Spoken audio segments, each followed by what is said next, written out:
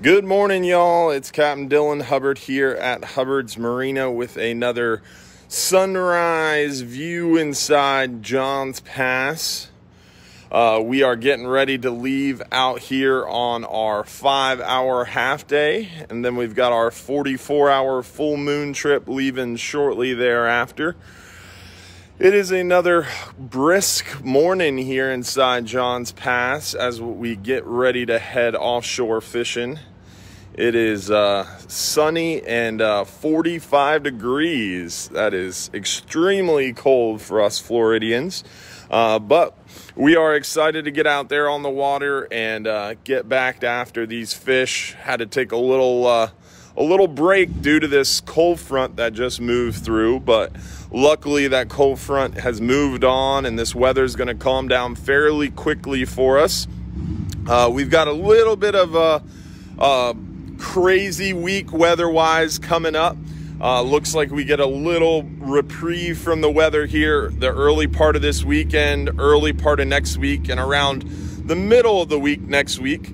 But don't let that weather scare you yet. It's still extremely early to tell. A lot of people were saying, hey, it's looking rough all next week. Well, it's still very early. A lot can change between now and then. So still got plenty of time for hopefully a weather miracle.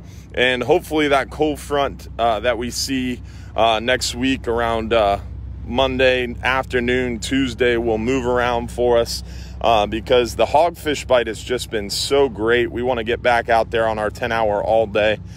But I did want to give you some updates. We are getting ready for that live show studio. Hopefully we're going to be moving into the studio there. February 14th will be our goal for our first live show in that live show studio. So we're looking forward to that. Also keep in mind, we have our live show coming up this Sunday night. Hopefully you can join us for that. We're going to be talking a lot about these hogfish, these red grouper, lane snapper, mangrove snapper, yellowtail snapper that we've been seeing a lot of. We've also been catching some of those mutton snapper. The last 39-hour trip caught quite a few mutton snappers, so some exciting news there. And then also wanted to give you guys an update as far as this incredibly painful, costly, and very frustrating sand issue goes.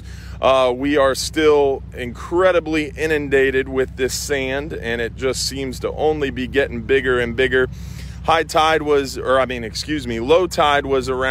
6:45, 7 a.m. this morning. So the tide has already started to come in. But as you can see here, we are still well beyond the end of the dock, and this sand extends from the dock all the way through and underneath the bridge. They have started a study on the sand, so unfortunately government can't move without doing a bunch of studies and moving through this red tape. So the study has begun with USF, working with the county, FDOT, the private land ownership, ourselves, and the city of Madeira Beach. Luckily, the city of Madeira Beach has been super supportive, helping us try to get this issue remedied. And in about 6 months, so sometime around June, this study will conclude. Then once the study concludes, we'll have a suite of alternatives to try to deal with this sand issue. And then once we have the alternatives, then we have to argue and fight over those. And hopefully we won't have to argue and fight. Hopefully the county, FDOT, the state will agree this is what we need to get done. And then we have to get it funded. So best case scenario, realistically, we have to wait 6 months for them to agree, hey, what you've been saying for the last 30 years is really what we need to do. And then at the end of that, then we have to try to get it permitted and funded. So realistically, the sand issue is not going away anytime soon, likely 1.5 years, 2 years away from any sort of action on the sand issue. So super frustrating. Again, this has been going on since the mid-90s. And again, this sand issue extends well beyond the private land. So I'm standing currently on state property, And then over here where those rocks begin is FDOT property. Then the other side of the bridge is county Army Corps property. FDP has jurisdiction over it all and has to permit it. It is a very, very incredibly multi-jurisdictional, confusing, confounded issue. And that's why it's been allowed to just permeate and just fester for going on 3 decades, more than 3 decades. So it's really, really incredibly difficult and frustrating, but we're finally getting some momentum. The study is not what we wanted.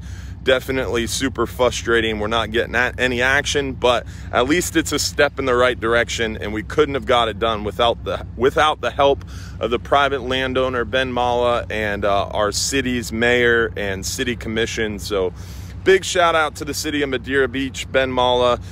Congressman Christ has sent a letter on behalf of Johns Pass to Governor DeSantis, and our local state representatives have been super helpful. So hopefully we can get some more of these people involved and keep everybody up to date, because I'm praying that this 6-month study isn't a tactic to try to ice this issue out, make people forget about it, and then allow this to just continue to fester. Because come spring, this beach is going to be filled with people and it's going to be super dangerous. So hopefully everybody will be safe. No one will get seriously injured. Hopefully no manatees or dolphins will get seriously injured, because this sand is pushing all our marine mammals into the middle of Johns Pass instead of using the safety of this northern seawall, which is their historic migration route in and out of the pass. So very frustrating, very dangerous, and we're going to keep working with your help.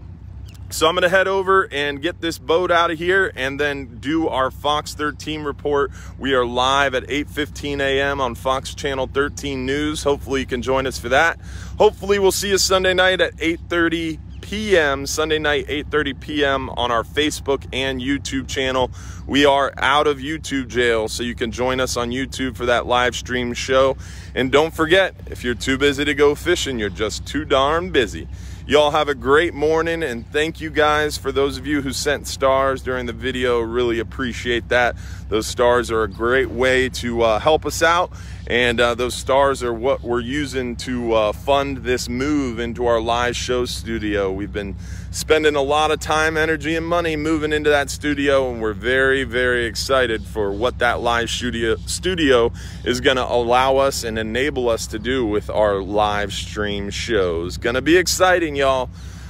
We'll see you soon, hopefully inside Johns Pass. We'll see you live at 8:15 a.m. on Fox Channel 13, and we'll see you Sunday night at 8:30 p.m. for another live stream show. Y'all have a great day and stay warm.